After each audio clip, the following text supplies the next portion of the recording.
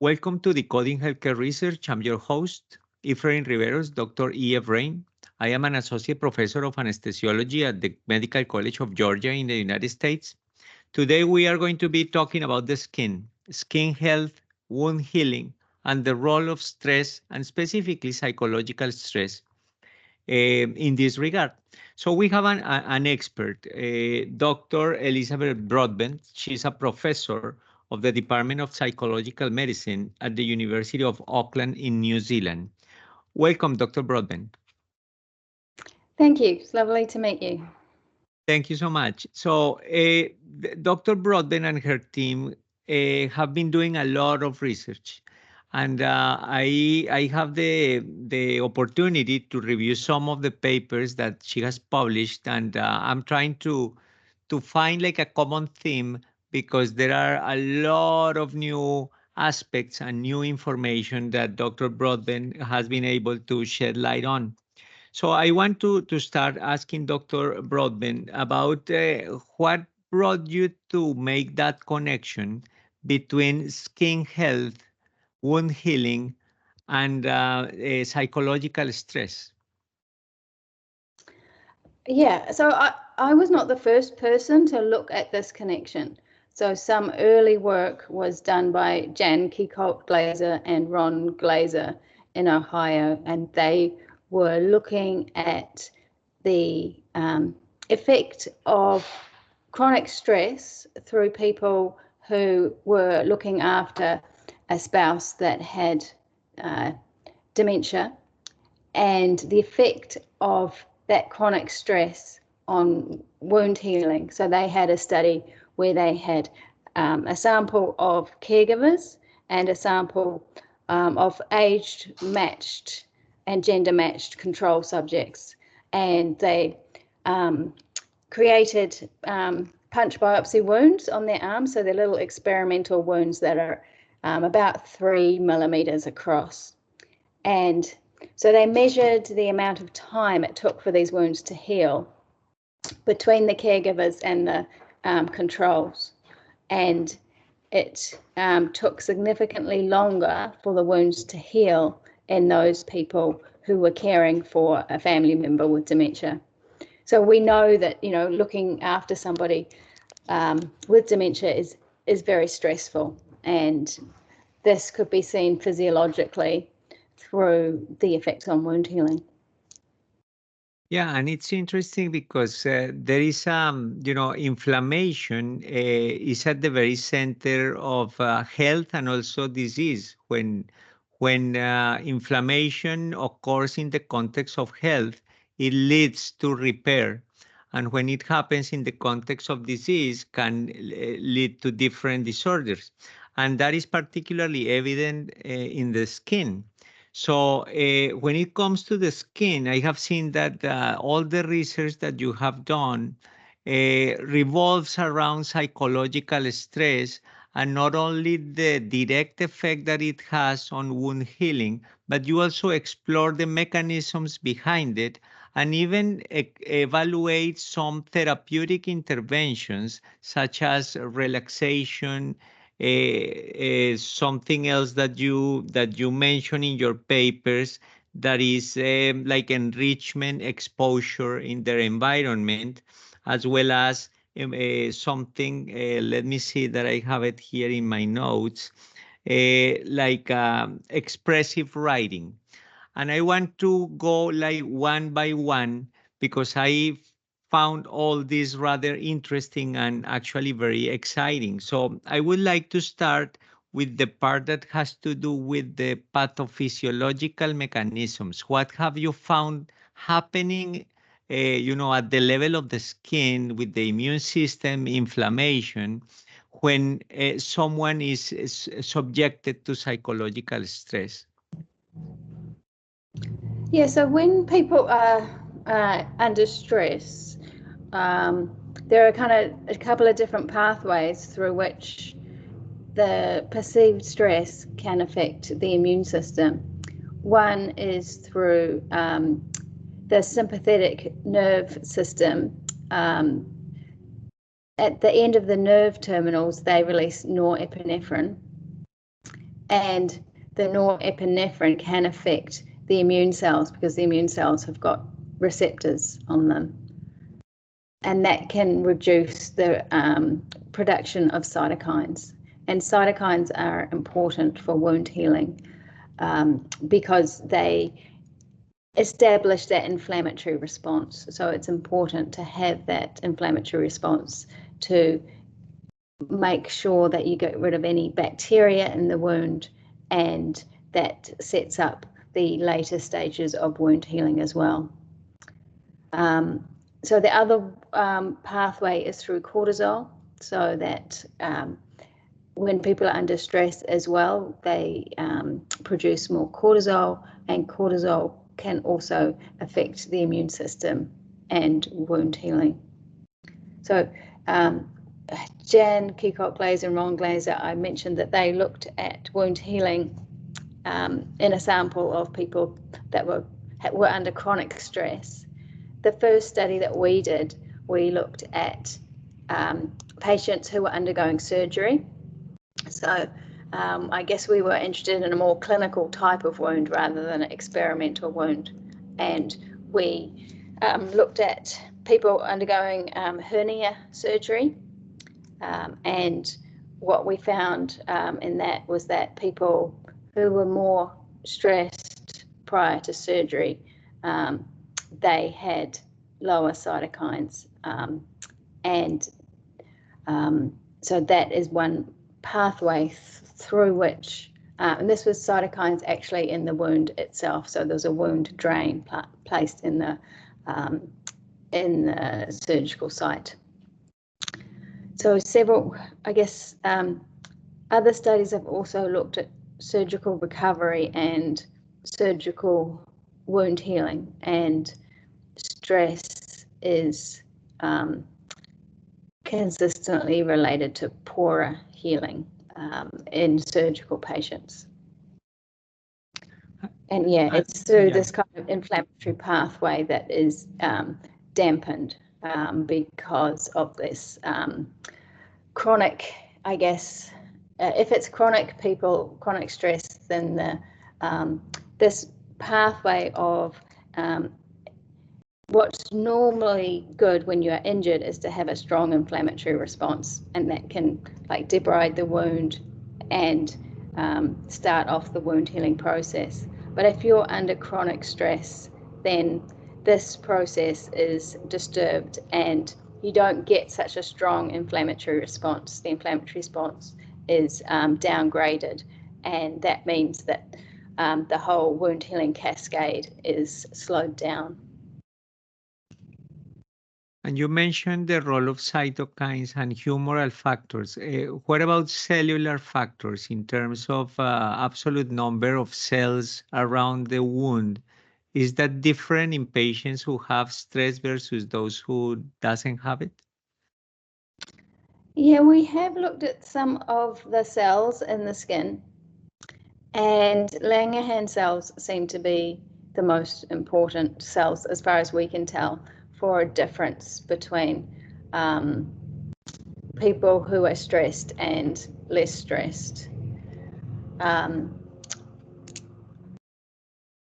Excellent. Yeah, yes.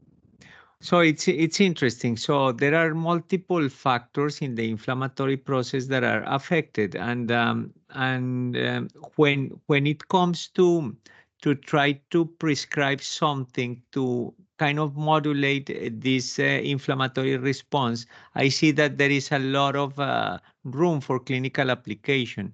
I like the fact that you you evaluated all this in surgical patients. This is like my everyday practice, in which as an anesthesiologist, I see that this is an aspect that is overlooked for the most part. All of us are more concerned about efficiency in the operating rooms and that the patient gets to the OR on time. And we just use pharmacological agents to try to take the edge off and to ameliorate this anxiety and this emotional factor. But from what I can see here, the not paying attention to such an important factor can result in outcomes that are not desirable, because the poor healing is going to translate into surgical complications, right? Yes, yeah, it is important to look at the psychological state of the patient, and yeah, if you're stressed and anxious, then this can negatively affect the speed at which your wound heals, and that's what we've shown in some of our research. Exactly, and you evaluated relaxation. So relaxation in particular as a strategy to try to reduce this psychological stress, and you actually found positive results, right? With relaxation. Can you tell us a little bit more about that? What type of intervention was done, and what did your experiments show? Yeah, so we were interested in seeing whether a stress reduction intervention could improve wound healing in people who were undergoing cholecystectomy surgery. And so we randomized people to either get our intervention or to a control group who just got standard care. So the intervention was a CD, a recording of some guided relaxation and deep breathing. And so it was, patients were encouraged to listen to this recording both before surgery, for a few days before surgery, as well as after surgery as well. And yeah, we hypothesized that this would reduce stress in that group, and then that would result in better healing. And that is what we found, actually, that the people who got the relaxation intervention, they had faster healing, as indicated by an outcome in the wound itself with these tubes, EPT-FE tubes, which collected hydroxyproline, which is part of one of the precursors to collagen. So essentially, those who got the relaxation had higher levels of collagen in the wounds.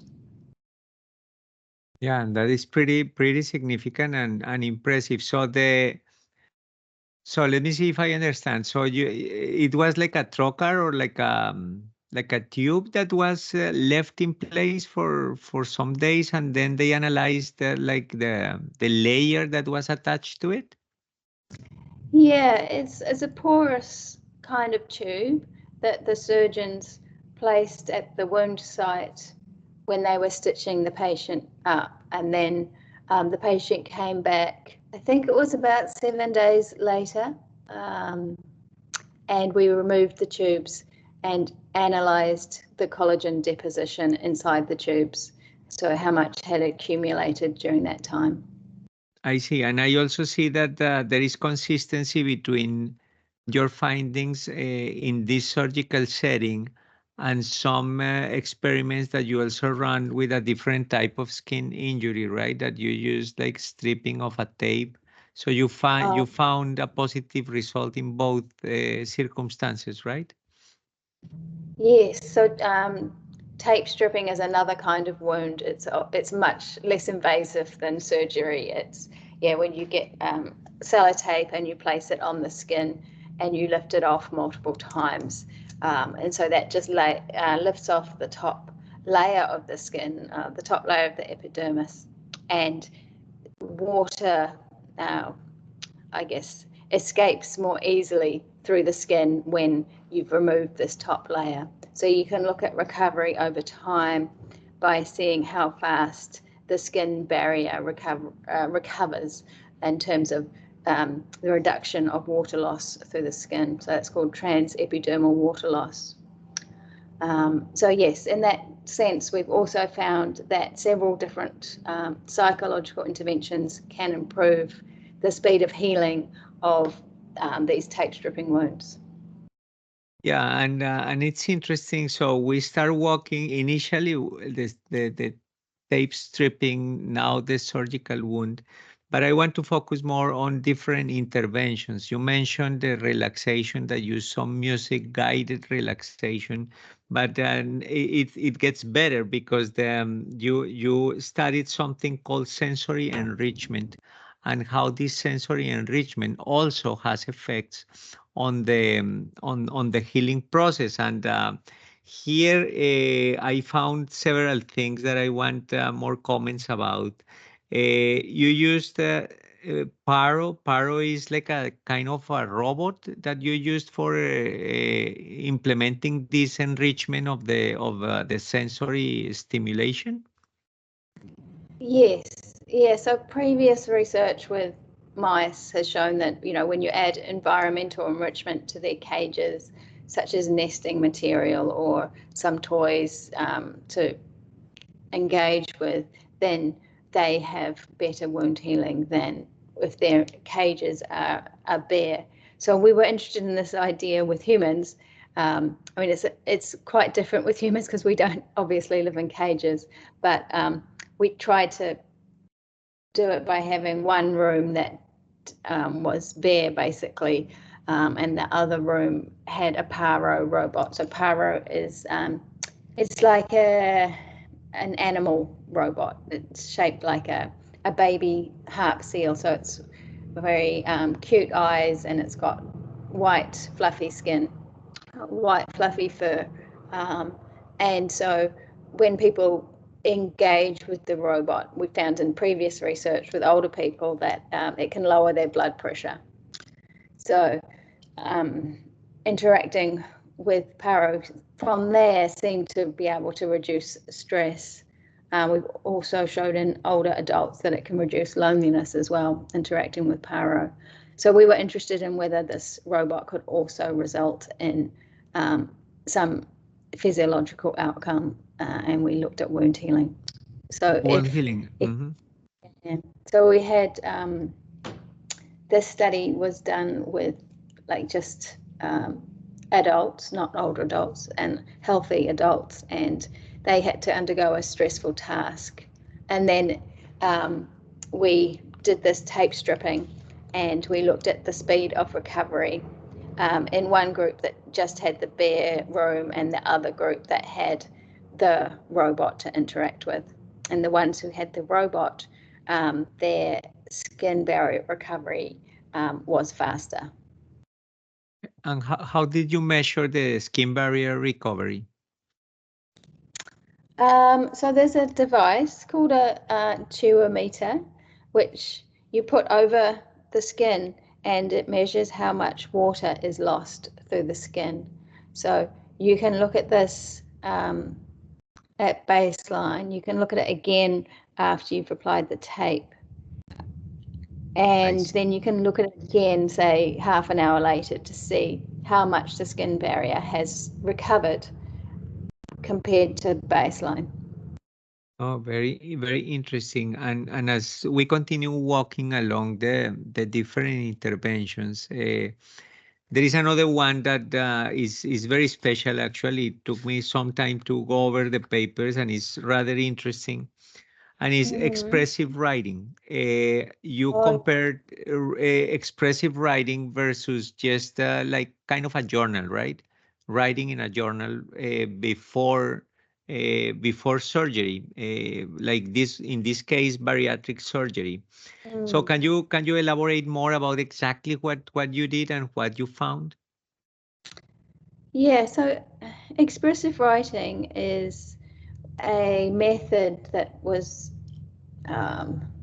created by Jamie Pennybaker from the University of Texas at Austin, and he established this method where you write for 3 days for 20 minutes a day about your deepest thoughts and feelings about some kind of stressful event. And the idea is to try and, when people do this, they process their emotions better. So whatever had been worrying them, a traumatic event, they could see it now in a different light and were less distressed about it. And so the control group for that is writing factually about what the person did, you know, yesterday, today, and their plans for tomorrow. And so there's been a lot of research by Jamie and others showing that expressive writing can have positive effects, not only on health outcomes, but also things like student grades. So we were interested in whether expressive writing could improve wound healing. And there have been a couple of studies before. One was done with healthy male students in the UK, and that showed that expressive writing improved wound healing compared to the control writing. And then we did a study in New Zealand where we compared expressive writing to control writing in older adults, and that was with both genders. And we also found that expressive writing improved healing compared to controls. So we were interested in seeing whether this extended to surgical patients as well, because we'd already shown that relaxation helped improve wound healing, and we were interested in expressive writing. And we chose to do the study with patients undergoing bariatric surgery. And this was because bariatric surgery is something that is pre-planned. So we needed to have a population that had enough time prior to surgery in order to do that intervention. So it couldn't be with emergency surgery, which is often what you get done at public hospitals. So anyway, we did bariatric surgery, which is weight loss surgery, and we got people before their surgery to either do the expressive writing or the control writing. And then we assessed, when they had their surgery, we again put in these little tubes that collected collagen to see which group had faster wound healing. And what we found in this study was actually that the group that was in the expressive writing had worse wound healing than the one in the control writing group. So this was unexpected. And when we looked at people's writing, we thought we could see why this happened.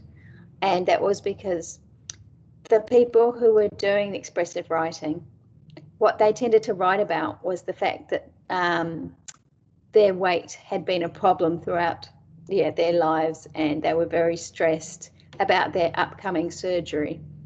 They were very worried about it. Whereas the other group, they were writing about preparing for their surgery, because we were asking them, you know, what are you doing today? What are you doing tomorrow and the next day? And so they were doing things like, oh, well, we packed our bag to go to hospital. We've done some frozen meals for our families. And so the ones doing the expressive writing actually were feeling more anxious than the ones who were doing the control writing.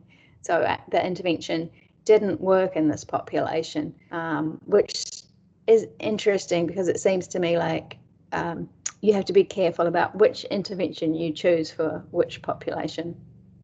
Yeah, and specifically bariatric surgery, you know, obesity has an emotional burden in itself, right? That that definitely makes this population kind of unique. So I assume that if the procedure were different, the results may be different as well, right? Who knows? Yes, yeah. I mean, maybe if we'd had a population that had a different type of surgery. It's hard. It's hard to know. And it seems to be that for this intervention to be effective, they have to write about something that happened in the past, not something that's currently happening. That they are living through. Yeah. So it might not suit surgery very well, because people are so worried about their surgery. Yeah, they focus on that is stressful in itself. And my next question is, we have talked about different strategies. You talked about relaxation, sensory enrichment, and now expressive writing. So you think all of them share the same like mechanism, or they work in different ways? I think they work in slightly different ways. Yeah. So with relaxation exercises, I guess it's directly increasing the parasympathetic nervous system response and reducing the sympathetic nervous system response by, and I think this can affect the immune system that way. In terms of expressive writing, say with the older adults or the healthy adults who just got the punch biopsy wound rather than surgery, I think expressive writing, it can help you to see a previous traumatic event in a different light, so that you can make sense of it better and feel some more control over that past event and see yourself in a different way. So this may, I guess, have a similar physiological mechanism in that you no longer have this stress at the back of the mind that's causing ongoing immune dysregulation. So yeah, different kind of, I guess, psychological pathway, but similar physiological pathway. I see, and I feel that these results in general are very encouraging. And the good news is that this type of intervention is low risk, so it's relatively easy to implement. And having all these positive results, I see that the translation into clinical practice is going to be probably not that problematic, right? Yeah, so it's a very cheap intervention. You know, listening to a relaxation track is cheap, and it doesn't have any side effects that we've found. It helps to relax people, improve their wound healing.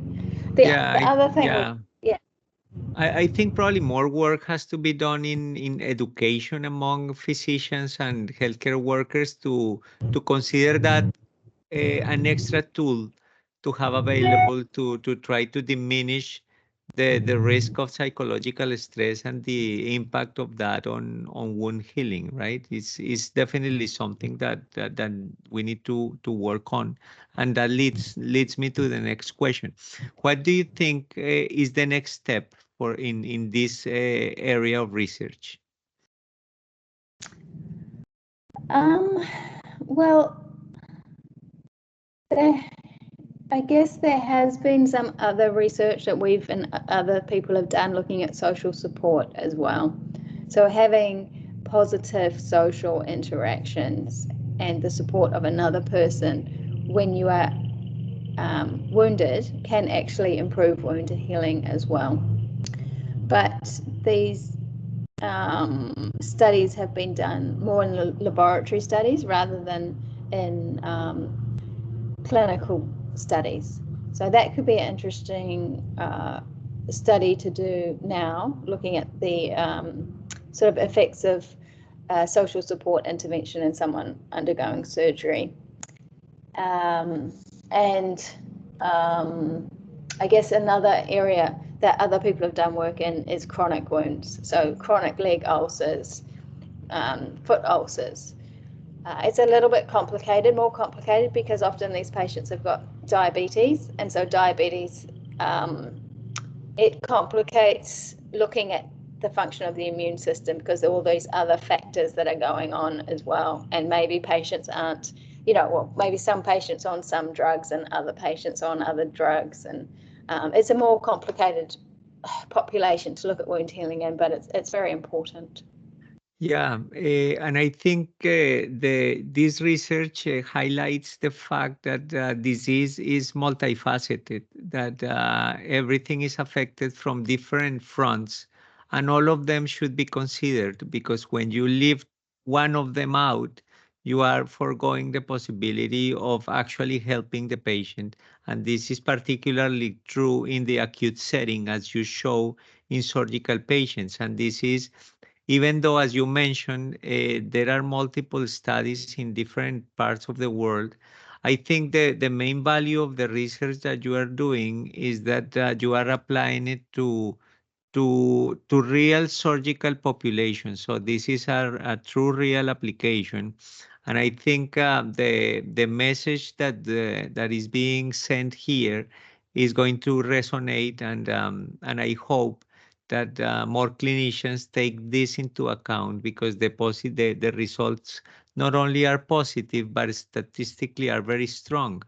So I think there is no doubt that these interventions actually work, at least in those specific settings where you put them to the test, right? Yes, yeah, I agree. And also, like we started off talking about sleep as well. So we know that if you get poor sleep, then this can impair your wound healing. So another type of intervention we could look at is trying to improve sleep prior to surgery. And obviously sleep's, impaired if you're anxious as well. So I think they probably go together a little bit.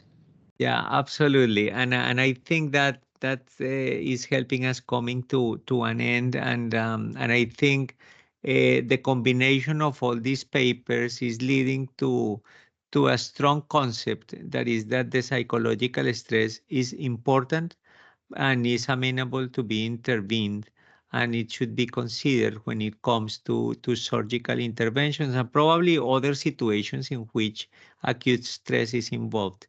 I want to thank you, Dr. Broadbent, for spending this time with me here, and I am completely sure that our audience is going to enjoy greatly what we just talked about. Thank you so much. Thank you. It's a pleasure. Thank you. And for our audience, you will find the links to the papers and more information about Dr. Broadbent in the description of the video. And don't forget to leave us your feedback and your comments in the comment section. Thank you so much, and see you in the next episode.